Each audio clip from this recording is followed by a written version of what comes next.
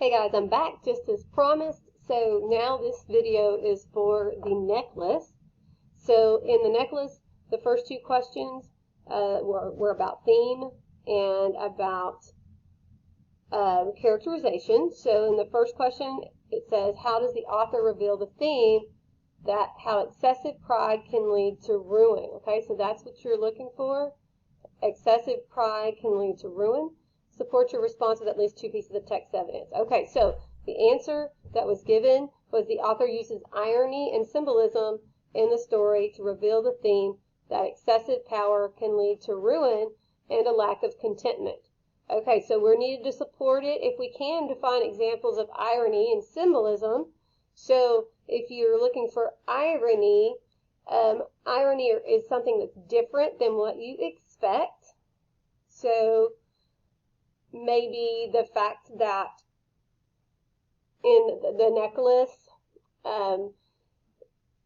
Matilda, she has everything she needs, but she wants more.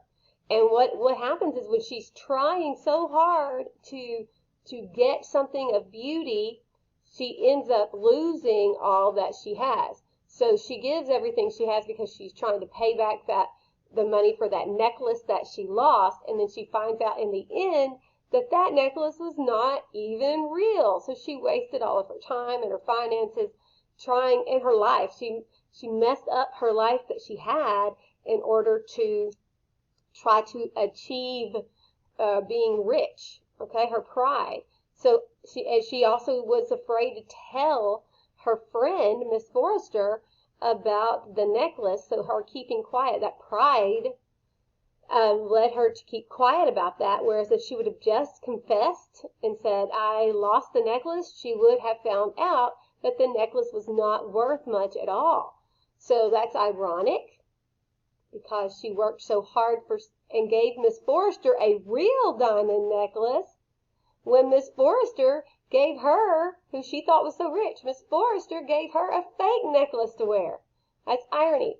Symbolism would be like thinking about the necklace. What does that necklace stand for? Remember how proud she was to wear that necklace and how beautiful she felt when she wore that necklace, when really she discovered later that that necklace was worthless. She felt so, excited about that and felt so beautiful on that day because she was hanging out with all the rich folks, when in reality she was not wearing something that was real. And then she worked for all of those years to replace that necklace, and that necklace she gave the real thing to Miss Forrester. So can we find examples that excessive pride can lead to ruin? Well, okay, so part of this answer here, I'm looking at a student response, is that we have a quote, Matilda suffered ceaselessly, feeling herself born to enjoy all delicacies and all luxuries. Okay, so a couple of things here. Before you start a quote, you want to add your own words first. Okay, so you want to say, it for example, or in the story, comma, and then put your quote.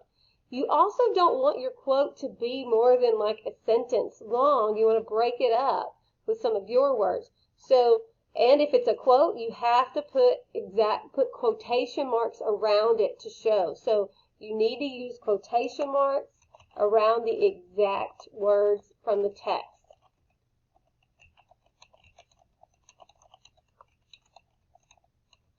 Okay.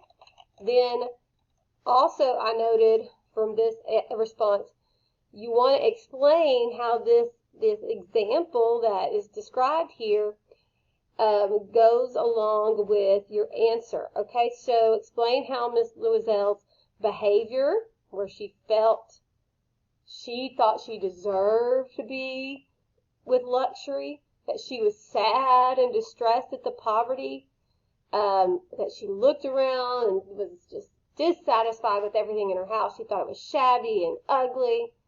She thought she was tortured. So explain how this quote, it shows that her excessive pride can lead to ruin and a lack of contentment. And you definitely can show that this part of the quote goes along with lack of contentment. She is not happy because she keeps looking at all the bad things in her life instead of being grateful. So I do think that the author of this, or the writer of this answer, went into good explanation. I feel if she's not grateful for what she has, the author is trying to say be grateful for what you have. She honestly had a good steady life. That's a decent explanation. I do think it needs to go a little further, and I do think that this needs to be cut down to smaller chunks of text so that you can show what you're talking about. And also, we really didn't talk about irony and symbolism in this answer. So this one needs a little bit more, but it is a good start.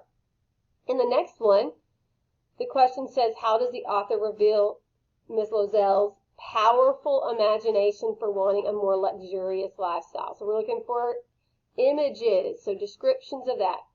And the answer that was given is the author uses descriptions to reveal Ms. Lozel's powerful imagination for wanting a more luxurious lifestyle. Okay, so here we have a description.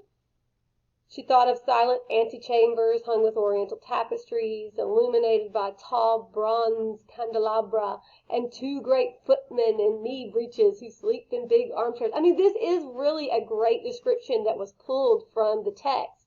So bravo for that. But look at this. We need exact quotation marks here, and it needs to be cut down. And look, the words from the actual writer is not here. Like there's less than that. You should have more of your own words than you do of the quotation. So I made a suggestion for them to cut this quote down. And here's an example of how I maybe would write it. So I have it right here next to it. For example, her desire to live like the rich do is shown by her thoughts of, and then I just pulled parts of this that go along with my thought. Silent antechambers hung with oriental tapestry, so you can hear the sound. You can hear the sound of silence, and you can see the oriental tapestry. Her thoughts of perfumed reception rooms made for chatting.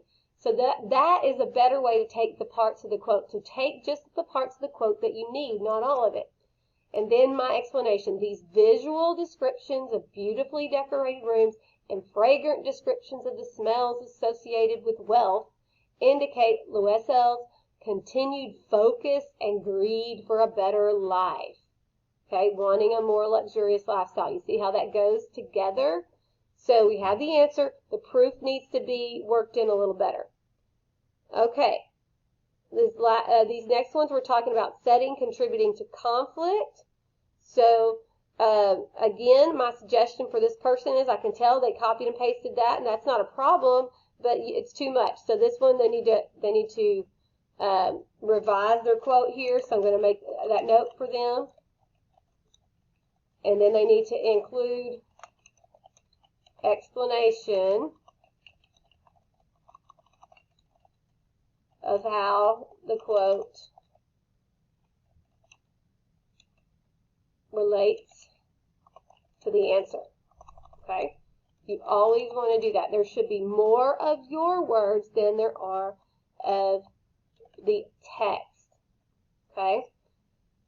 And don't forget to put quotation marks around those words. And then this one they're still going to work on. So how does the author uses imagery to develop the plot in the necklace by developing more vivid images to seem like real life in order to draw the readers into the setting. That's a really weird response. I'm not real pleased with it.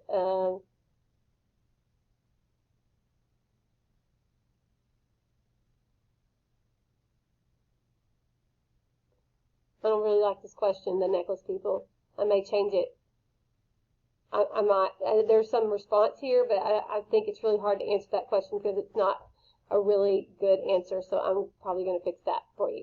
All right. So work on, if you're doing the necklace, you're going to work on answering questions. Well, you're going to revise. I want you, if I am not looking at your responses right now, I'm looking at someone else's. But if I'm not looking at yours, then I need you to go back and think about the things that I said about this student example, and you need to look at yours and decide, hey, what would she say about mine? What do I need to cut down my quotes? Do I need to add more explanation of how this goes together?